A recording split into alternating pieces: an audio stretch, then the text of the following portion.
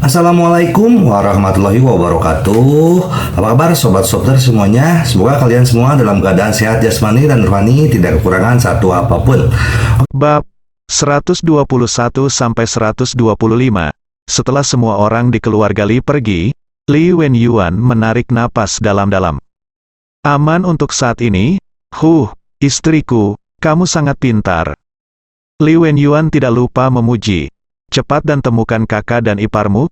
Jika kamu belum membayar uangnya, kamulah yang memotong jarimu. Zhao Yalan memberinya tatapan kosong. Keduanya segera bergegas ke Hotel Marriott. Xiao Ruomei bertanya, apakah ada yang dapat Anda lakukan untuk menemukan kami secepat ini? Kakak, ipar perempuan, saya akan memberitahu Anda secara langsung, kami ingin meminjam 300 juta dari Anda. Kami membutuhkan uang untuk melakukan bisnis baru-baru ini. Anda tidak perlu khawatir tidak mendapatkannya. Anda juga tahu tentang proyek Ziran. Untuk proyek senilai lebih dari 1 miliar yuan, 300 juta yuan pasti tidak masalah. Li Wenyuan dan Zhao Yalan langsung mengejar. Xiao Ruomei dan Zhao Suecheng saling memandang. Ayo kita bahas. Setengah jam kemudian, keduanya sepakat untuk meminjam 300 juta. Hal utama adalah item pewarnaan prem dijamin bagus. Li Wenyuan sangat bersemangat, tetapi pada saat ini, ponsel Xiao Ruomei berdering. Itu adalah panggilan Xiao Tianlong. Xiao Ruomei terhubung. Tianlong, ada apa? Bibi, aku ingin memberitahumu sesuatu. Wajah Xiao Ruomei berubah drastis ketika dia mendengar ini, dan dia bahkan menatap Li Wenyuan dan istrinya dengan curiga. Oke, aku mengerti, aku tidak mau meminjam uang. Setelah menutup telepon, Xiao Ruomei berkata dengan marah, bukankah kamu mengatakan yang sebenarnya, kamu masih butuh uang untuk berbisnis? Li Wenyuan, kamu jelas kehilangan 300 juta dalam perjudian. Ketika Zhao Suecheng mengetahuinya, dia juga sangat marah, cepat dan keluar. Kapan kamu akan melunasi hutangnya dan datang menemui kami lagi? Li Wenyuan dan Zhao Yalan diusir. Keduanya tercengang. Anda jelas setuju untuk meminjamnya sekarang. Mengapa Anda tidak meminjam panggilan telepon saja? Apa yang harus kita lakukan sekarang? Li Wenyuan berkeringat karena kecemasan. Sisi lain, Li Ziran juga berusaha mencari cara, tetapi dia dapat mengumpulkan paling banyak hingga 50 juta.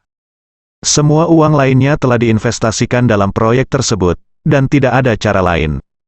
Dan begitu 50 juta diambil, proyek harus ditangguhkan. Ye Junlin pergi begitu cepat hanya untuk menyelidiki masalah ini.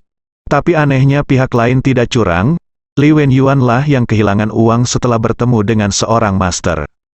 Jelas tahu bahwa itu adalah desain, tetapi mulus. Pasti ada triknya, dan jika polisi memanggil polisi pasti akan ketahuan. Tapi Li Wenyuan pasti harus masuk penjara saat itu. Maka Li Ziran akan sedih, dia tidak ingin melihatnya. Bahkan, dia bisa membayar kembali 300 juta sesuka hati. Tapi dia ingin mencari tahu siapa yang mengatur skema itu. Setelah memikirkan solusi sepanjang hari, saya tidak dapat menghasilkan uang sama sekali. Li Wenyuan gemetar ketakutan membayangkan jari-jarinya akan dipotong besok. Apa yang harus dilakukan istriku? Pikirkan cara, aku tidak ingin jariku dipotong.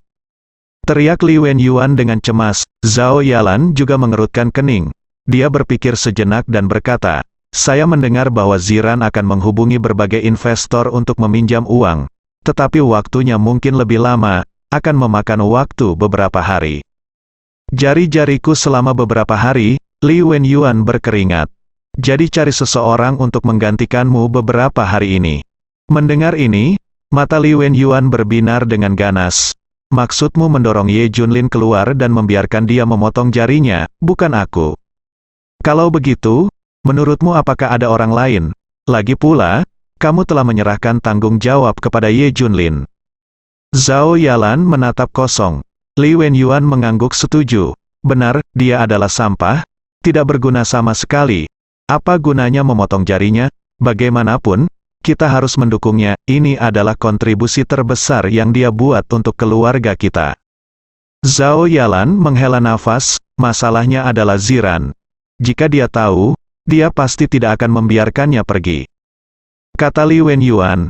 Kalau begitu aku harus menelepon ayah dan yang lainnya untuk menekan Ye Junlin. Mereka telah mencari Ye Junlin selama sehari, tetapi mereka belum menemukannya. Kata Zhao Yalan lagi. Li Wenyuan segera mengatur. Setelah Li Ziran mendengar berita penangguhan selama beberapa hari, dia merasa lega dan terus memikirkan cara. Ketika Li Tianhao mendengar bahwa Ye Junlin telah ditemukan, dia segera bergegas. Belakangan Li Wenyuan menelepon Starling lagi dan bertanya apakah dia bisa membiarkan Ye Junlin menggantikannya. Mina langsung setuju. Setelah menutup telepon, Mina menelepon Xiao Tianlong. Tuan muda Xiao, persis seperti yang Anda harapkan. Keluarga Li menggantikan Ye Junlin. Ye Junlin sedang memeriksa petunjuk saat Li Wenyuan menelepon. Ayo Junlin, segalanya telah berbalik, langsung datang ke kasino. Setelah menutup telepon, Ye Junlin langsung pergi ke kasino bawah tanah.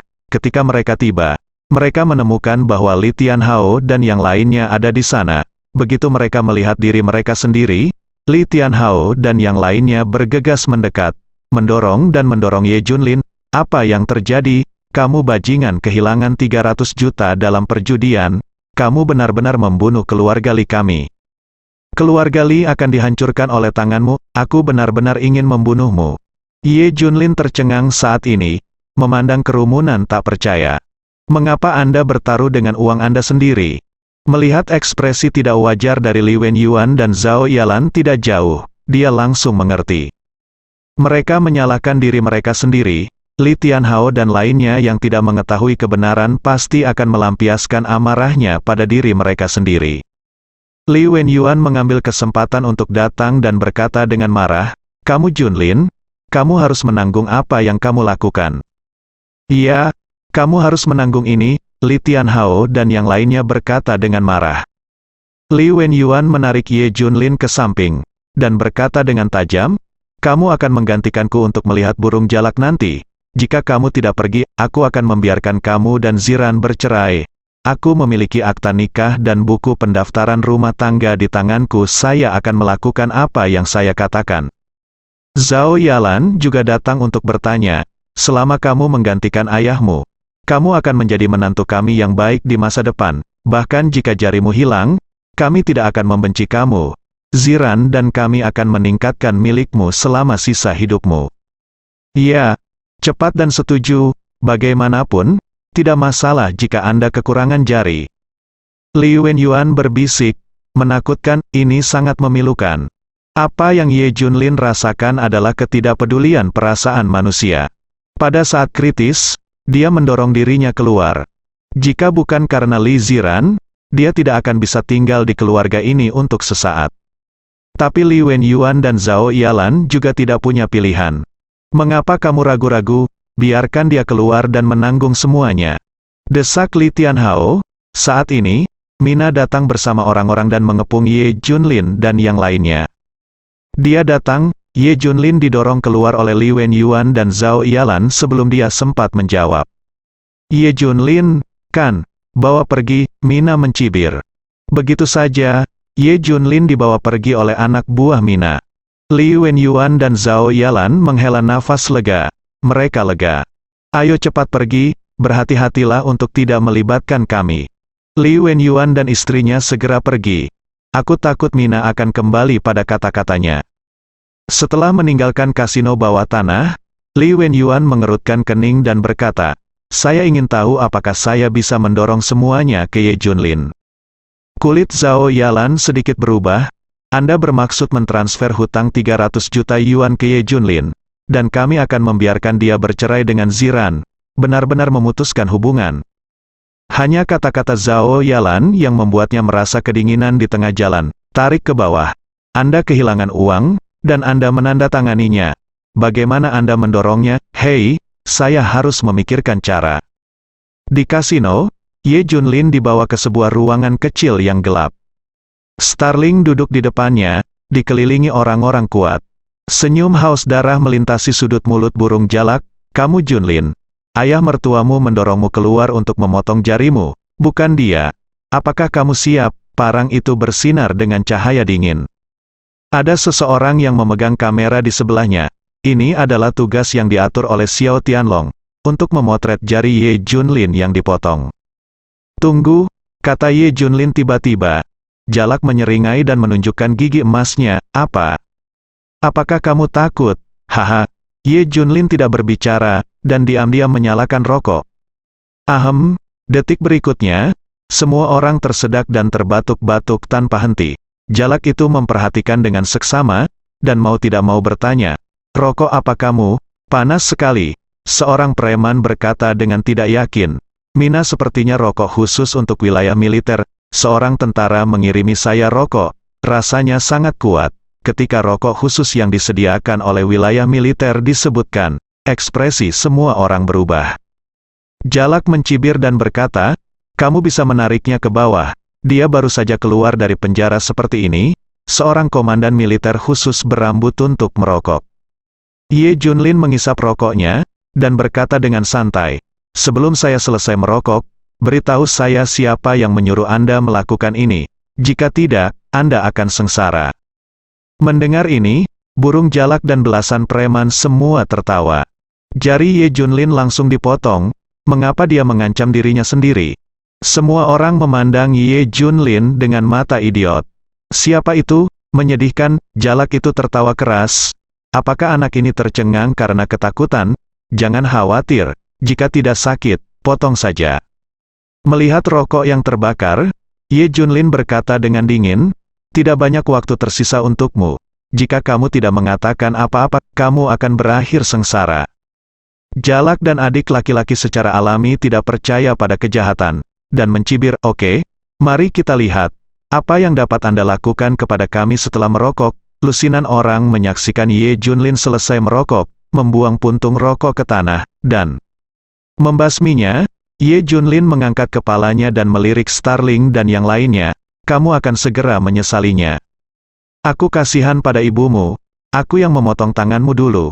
Marah, burung jalak itu tiba-tiba mengangkat pisaunya dan memotongnya. Bang, tetapi pada saat ini, pintu kamar hitam kecil tiba-tiba runtuh, membuat suara keras, yang membuat burung jalak berhenti.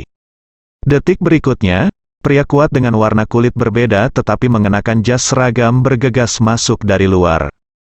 Mereka rata-rata tingginya lebih dari 1,9 meter, berdiri di sana tampak seperti bukit. Orang-orang ini adalah tentara bayaran James dan lainnya yang diundang oleh Ye Nanhui. Mereka bersembunyi di kegelapan sekarang, bertindak sebagai pengawal Ye Junlin. Baru saja Ye Junlin meninggalkan signal, mereka menemukannya di sini. "Hubungi saya." Ketika James memberi perintah, tentara bayaran ini meraung seperti harimau yang menuruni gunung. Meskipun preman di kasino semuanya adalah pemain yang baik, mereka tidak setingkat dengan tentara bayaran yang telah masuk dan keluar dari medan perang sepanjang tahun. Mereka semua dirobohkan dalam waktu kurang dari 1 menit. James dan yang lainnya adalah tangan mati, preman. Ini berlumuran darah, dan mereka kabur, hanya Mina yang berdiri sendiri. Ye Junlin tanpa ekspresi, pukul, bang bang bang bang. James meraih wajah burung jalak itu dan meninjunya dengan keras. Setelah 7 atau 8 pukulan berturut-turut, burung jalak itu benar-benar tidak dapat dikenali dan tenggelam. Jeritan seperti membunuh babi bergema di ruangan hitam kecil itu.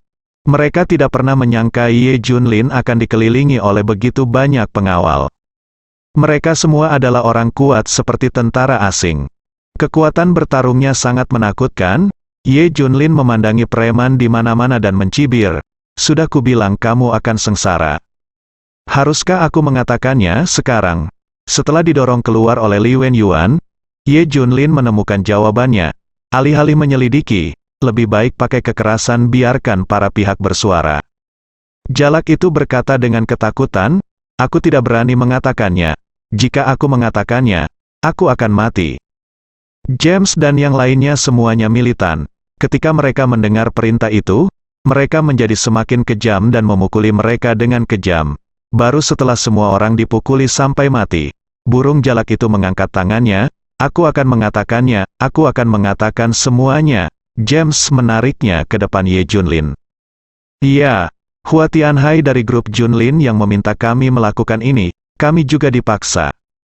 Kata burung jalak, Starling masih belum berani mengatakan Xiao Tianlong secara langsung.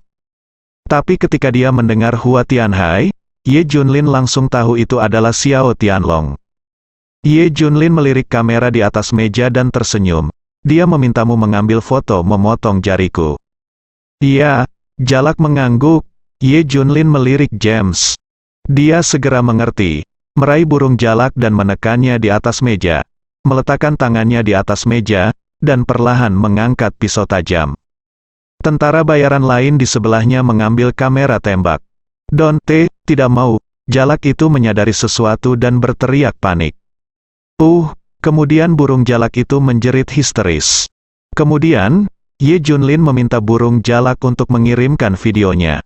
Setelah Hua Tianhai menerima video itu, dia membawanya ke Xiao Tianlong. Hahaha. Ye Junlin sangat ketakutan hingga suaranya berubah naik. Saya pikir itu tidak sendirian. Xiao Tianlong tersenyum bahagia. Tianhai, kirim video itu secara anonim ke semua orang di keluarga Li, termasuk Li Ziran. Perintah Xiao Tianlong, segera, semua orang di keluarga Li menerima video. Melihat orang-orang di video itu jari-jarinya dipotong dengan kejam, tubuh Li Wenyuan gemetar ketakutan, dan wajahnya berubah drastis. Menakutkan, sangat buruk. Untung bukan aku. Zhao Yalan juga sangat ketakutan. Mereka serius. Li Tianhao dan yang lainnya juga ketakutan. Li Ziran, yang mencoba mencari solusi, tiba-tiba menerima video ini di kotak suratnya. Setelah membuka video, dia sangat ketakutan hingga hampir membuang ponselnya. Jari ayah dipotong mati. Apakah dia mengatakan penundaan selama beberapa hari untuk menghiburku? Li Ziran segera menelepon dan bertanya, "Ayah, ada apa denganmu? Apa kabarmu?" "Aku baik-baik saja," kata Li Wenyuan. "Lalu siapa yang jarinya dipotong?" Li Ziran bertanya dengan curiga. "Ya, ini Ye Junlin." Li Wenyuan menjawab dengan gemetar, "Apa, kamu Junlin, kok bisa?" Setelah mengetahui kebenarannya, Li Ziran menangis. "Mengapa Ye Junlin?" Zhao Yalan meraih telepon dan berkata, "Putri, aku terpaksa tidak melakukan apa-apa. Ye Junlin yang mengambil inisiatif untuk menggantikan ayahmu. Bagaimana kamu bisa melakukan ini? Bahkan tidak memberitahuku. Tunggu saja, aku akan segera kembali." Li Ziran menangis. Segera, Li Ziran kembali ke rumah. "Putri, Ye Junlin tidak mengizinkan kami membicarakannya." Li Wenyuan juga berkata, "Putri, tidak apa-apa jika dia mematahkan beberapa jari, tetapi ayahmu bertekad untuk tidak memiliki jari." Li Ziran tidak tahu apa yang harus dikatakan, terisak begitu keras. "Putri, cepat dan bayar kembali uang ini, Ye Junlin masih bisa membeli beberapa hari lagi," kata Zhao Yalan. Li Ziran berteriak, "Tapi setiap hari, jarinya patah, bagaimana kamu bisa menanggungnya? Kamu masih muda, kamu mampu membelinya." Zhao Yalan terhibur. Li Ziran menatap keduanya dan bertanya, "Apakah kamu memaksanya pergi?" "Dia melakukannya dengan sukarela, kami tidak memaksanya." Li Wenyuan segera menyangkalnya. Setelah Zhao Yalan dan Li Wenyuan saling memandang, mereka tidak dapat menahan diri untuk berkata, "Putri, setelah kamu melunasi uangnya, kamu dan Ye Junlin akan bercerai." Ekspresi Li Ziran tidak percaya. "Apa, perceraian? Ayah? Kamu Junlin ada di sini untukmu, pergi dan menderita, dan tendang dia setelah menggunakan dia." "Kami tidak seperti ini." Li Wenyuan dan Zhao Yalan buru-buru berkata, "Putri, kami mengawasi semua yang dilakukan Ye Junlin. Kami bukan orang yang pelupa. Ketika masalah ini selesai, kami akan memberikan kompensasi kepadanya dengan uang yang cukup. Kamu, orang tua hari ini sangat mengecewakan. Namun, kamu dan Ye Junlin harus bercerai. Awalnya, diaku hanya tidak pantas untukmu, dan sekarang aku tidak punya jari. Aku tidak pantas untukmu. Aku benar-benar tidak bisa mentolerir putriku menikahi seorang cacat dengan 5 jari." Sikap Li Wenyuan sangat tegas. Li Ziran tertegun. Untuk melindungi diri mereka sendiri, orang tua mereka begitu kejam terhadap Ye Junlin. "Uang dengan cepat, superior," kata Zhao Yalan. Pada saat ini, Li Tianhao datang. Titik baliknya muncul. Li Tianhao tampak bersemangat. Apa maksud ayah? Li Wenyuan dan keduanya bertanya dengan curiga. Seseorang baru saja datang untuk memberitahu kami bahwa seseorang bersedia membantu kami membayar kembali uang itu. Tetapi ada satu syarat, Ziran harus menikah lagi. Kata Li Tianhao. Benarkah? Li Tianhao mengangkat 300 juta cek di tangannya. Semua orang membawa cek, sekarang tanya aja ke Ziran, mau nikah lagi nggak? Untuk sementara, Li Ziran bingung dan tidak tahu harus berbuat apa. Dia tidak bisa mendapatkan 300 juta untuk saat ini, jumlahnya terlalu besar. Jangan ragu, cepat setuju, desak Li Wenyuan, sekarang waktu adalah uang. Kata-kata Zhao Yalan membuat tubuh Li Ziran bergetar, kamu harus cepat setuju. Jika kamu setuju lebih awal, penderitaan Ye Junlin akan berkurang. Tiba-tiba, adegan kejam dalam video muncul di benak Li Ziran. Untuk Ye Junlin, dia berjuang keras, oke, saya berjanji untuk menikah lagi, Li Ziran setuju. Li Tianhao, Li Wenyuan dan yang lainnya segera menghela nafas lega. Li Tianhao mengeluarkan kartu kamar dan menyerahkannya kepada Li Ziran.